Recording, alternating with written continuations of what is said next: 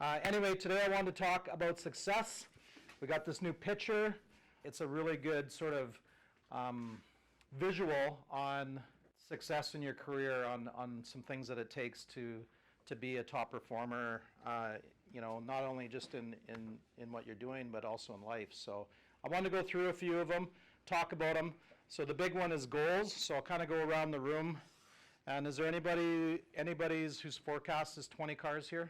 The thing about goals is, and I wanted to kind of go through it, it's all about having a vision of what you're going to do in the month. And so like when I talk about goals, sometimes I think some people don't really have it set up properly, where they're like, okay, what's my goal for the month? What's my long-term goal for the year? What's my goal in my career? And I think people really lose sight of goal setting sometimes. I'm really surprised that some of you have such low goals sometimes. All of your goal, I feel, your goal should be to sell 20. If your goal isn't to sell 20 and be at the top, why wouldn't your goal be to be the top salesman? Why wouldn't your goal to be sell the most that you possibly can? Now, a lot of you are going to say, well, I can't do that. I just started. I can't sell 12 after the first month. I can't sell 20 after the first month. I even say it to managers sometimes. We're like, why isn't your goal to sell 75 to 80 when you've been averaging 60? So I have a real problem sometimes when people set their targets so low and set their goals so low, because it's really hard to reach and really hard to level up when you don't have a vision and a roadmap. When I talk about visions, it's like you got to set your goal, so you got to have your end goal. What is your end goal in this business? Is it to make 100K? Is it make to 200K? Is it to be a sales manager? Is it to be a GM someday? Is it to be an owner? What is it? That's your end goal. And then you start breaking it down. When do you want to be a manager? Because you can't be an owner if you don't become a manager first. There's sometimes a lot of guys in the room think that the only way you get to be a manager is if you're the top salesman. Now, if that was the case, a lot of you would be managers already, because you're already selling 20 a month. Being a 20-car guy doesn't all of a sudden make you a qualification to be the manager. There's other things, like things on this board over here, that you're going to need to figure out. The goals have to be completely different. I fly all the time, right, to Victoria, back and forth to the island. Imagine if the pilot did not know how to get to his destination.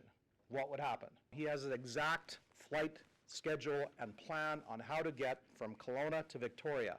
It takes about 48 minutes. He has an altitude that he has to get to. He has a speed that he has to go. And then if he follows all those things, then he's going to get from Kelowna to Victoria in 48 minutes. And there's a few variables that it's going to take, but he does have a flight plan. Well, now start doing that with your goals. If your goal should be to sell 100, then it shouldn't be why you can't do it. How can I sell 20 in a month? And then you break it down after that. What can I do to sell 20 a month?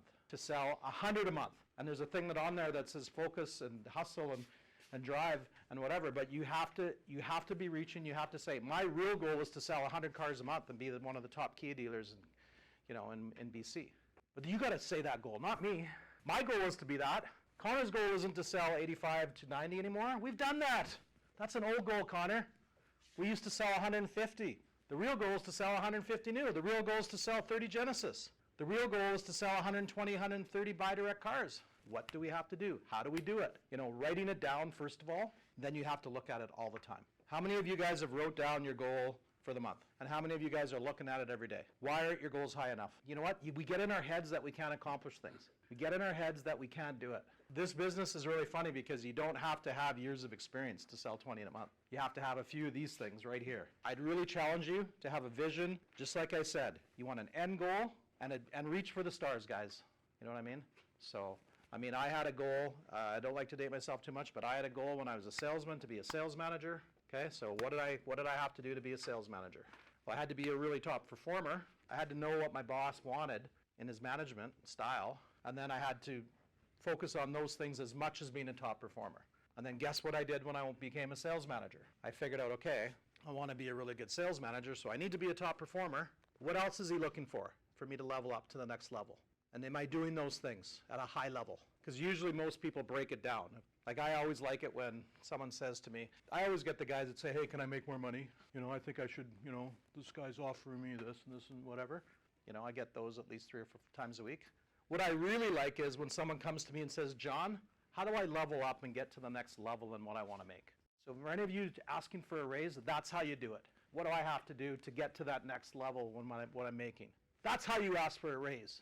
And then what do you think happened when I was a sales manager, Andrew? Go to the next level. Then I became a GSM. What do you think happened when I became a GSM, Spencer? What do you think I wanted to do when I became a GSM? GM. I always wanted to be a GM, right? My first GM, I was 27 when it happened. So a lot of you that are young guys in the room. I was 27 when I was the GM of a big store in Waterloo. And then when I was the GM, I wanted to be a partner. I thought, wow, I want a piece of the pie. I think I could be an owner someday. To be a full owner, what do I got to do first? I probably need to be vested. I need to maybe be a partner. 30, I became a partner in a store. And then from there, it kind of escalated into buying my own store about 10 years later from that. At 40 is when I bought the first store. After the first store, then, now my goals and visions have changed, right? Now I'm trying to have a generational family business. So what is that vision? What does that look like? So that I start planning for my grandkids. I'm trying to share with you on goal setting and having a roadmap and having a vision so that you can achieve them. You have to write it down and you have to be thinking about all these things. It's not why I can't do things, it's how can I do it? What do I have to do to get there? Today I'm not going to share anything that's going to help you sell cars today. No matter what I say today, you're going to have the same day you would have had if I didn't have the meeting. But I'm hoping that you get some stuff out of today that maybe will help you set up a better week and the rest of the month. That's what the challenge is today. Those of you that are young in the business, I wanted to share, because it says drive here. I was in Weyburn, Saskatchewan, small little town, and I had moved to Sherwood Park for sports, and then I met my wife in grade 12, and then it was a tradition in my family to take over the family farm in Saskatchewan. So then I moved back to Weyburn, and when I was younger, my dad had taken me into the car dealership that he had bought all those cars from. And so when I was 13 or 14, that dealership hired me in the detail department. And I also was in the lube pit. It was Barber Motors. And Mel actually, I got to know him very well, and he actually gave the toast at my wedding. So he really helped develop me early in my career. But the story was, so I ended up doing oil changes, just like the guys, the lube guys. And then I ended up wash bay. So when I moved back when I was 18 and then got married at 19. I was farming, but during the off season when you're not seeding and you're not harvesting, I thought I'd be a good salesman because I always remember, just like Taryn. Looks pretty easy from the outside sometimes, doesn't it, Taryn? But it's not that easy, as we all know. But anyway, I thought, wow, I can be like Jim Beal, I can be like Dennis Chirpin, I can be like all these guys. There were 6 or 7 salesmen that had been selling cars for a long time, and I thought, I can do that. So I went into the dealership, obviously without my dad this time, because now I was 19.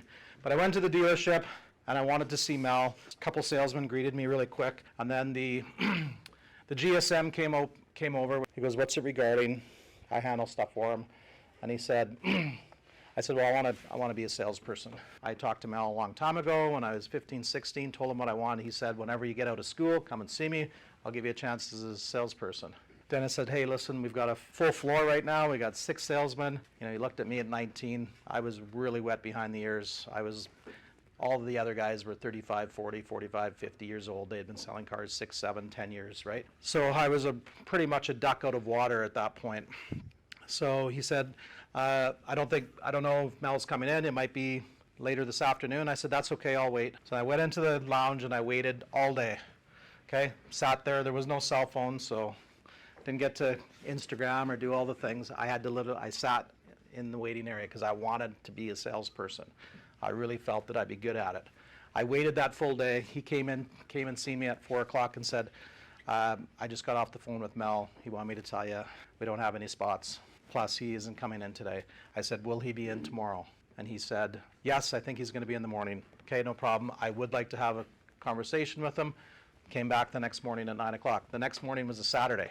Got there, 8:45. Mel Barber doesn't come in. I wait. Dennis came up to me and said, "Hey, I don't know if Mel's coming in this morning. I already talked to him again today, and he assured me that there's no open spots on the floor. So we're not going to be able to hire you as a salesperson." I said, "That's okay. Is he coming in today?" And he said, "Yes, he is. I'm not sure when." I said, "That's okay. I'll wait." I waited. Finally, Dennis came up to me and said, "Mel's on the phone. He wants to talk to you." I got on the phone with Mel and said, "Hey, John. Hey, listen, I know you've been waiting for me. I'm not sure when I'm coming in, but we don't have a salesman job for you." I said, "I'll wait for you. When are you going to get here?" He goes, "Like I said, I don't know." I said, "That's okay." Anyway, I waited. He came in about 2 hours later, went over to the things, gave me the proper handshake, took me in to his office and said, wow, buddy, you've been sitting there in the waiting area for 2 days.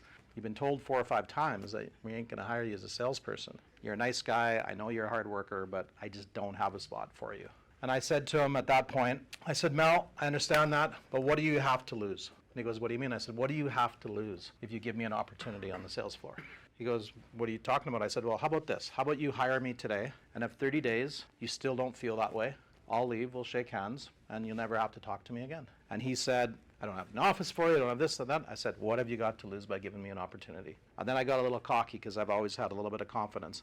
I said, I will sell 10 cars my first month. He started laughing. He goes, ha, you'll never sell 10 your first month. I said, I think I can sell 10. I'll do whatever it takes to sell 10 cars my first month. And so he said, give me a minute, go back to the waiting area. And then he called in Dennis Lizick, the sales manager, and they were talking for about 10 or 15 minutes. And he came back in and said, listen, you're very determined. You see determination somewhere here?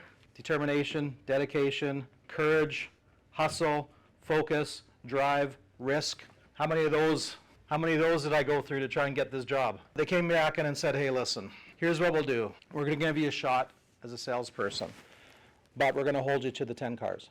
You said you could sell 10, so at the end of the month, if you don't sell 10, I don't have a spot for you. You'd just be basically, taking from my other guys, and we don't want to flood the floor, and they've been with me a long time. And I said, okay, so if I sell 10, I get to stay on? He said, yeah. Started to work Monday, bright-eyed and bushy-tailed. About 10 days went by, and I had only sold 2 cars. So now I'm really starting to get on edge. I'm like, oh boy, I don't have a job in 2 weeks. I just got married. Started to feel a little bit of stress. He came up to me and said, John, I'm going on vacation. I'll tell you, I wanted to take the edge off. You've shown me that you're pretty determined. I'm going to keep you on no matter what. You don't have to sell the 10. I can see that you're going to be really focused. But I'll tell you what we will do. If you sell 10, I'm going to double your commissions up for that month. For the rest, if you sell 10 between now and the 2 weeks, I will double what your normal commissions would be. I'm going to keep you on. The guys like you. Relief of me getting fired at the end of the month went away. So I think that might have been a little bit of the problem. I was just too on edge of trying to hit a goal. He ended up going on vacation. I figured out really quickly on that everybody wanted to deal with Mel that was buying cars during that first week. And I figured out that all the other salesmen left at 10:30 to go for coffee. They all left, and the dealership was like a morgue. How do I hit my goal? I'm not going to go for coffee like everybody else at 10:30. There's an opportunity there. I'd be the only guy in the store. And then secondly, how do I get a piece of Mel's business that everyone wants to deal with the owner? So what I did is, and it was usually around lunchtime and it was usually around coffee time, because people would come, the businesses would come on their breaks and the businesses would come on their lunch breaks. So I didn't go for a coffee break and I didn't go for a lunch break. Well, guess what happened? These guys would come in, all the other salesmen would be gone. I'd go up and say, hey, my name is John Cott. Mel's tied up on the phone.